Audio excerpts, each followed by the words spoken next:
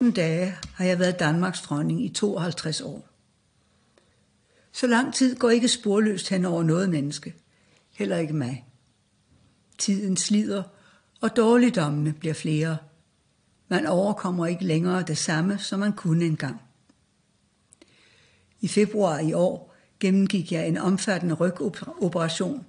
Den forløb godt, takket være det dygtige sundhedspersonale, der tog sig af mig.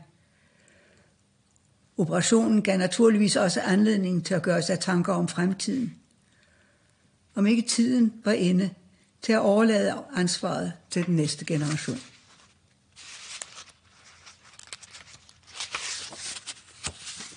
Jeg har besluttet, at det er nu, der er det rigtige tidspunkt.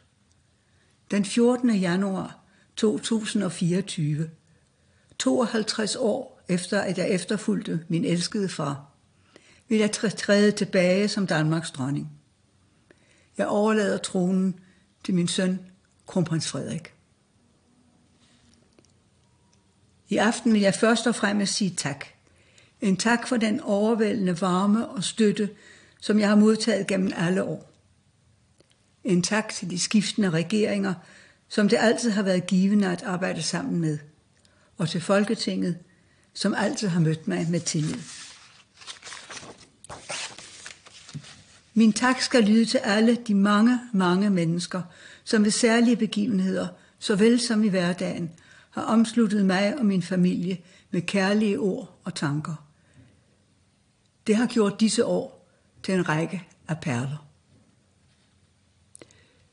Den støtte og bistand, som jeg har modtaget gennem årene, har været afgørende for, at jeg kunne løfte min opgave.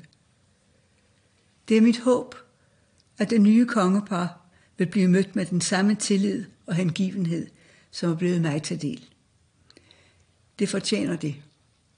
Det fortjener Danmark. Så vil jeg afslutte min sidste nytårstale med de ord, som jeg plejer. Gud bevarer Danmark. Gud bevarer jer alle sammen.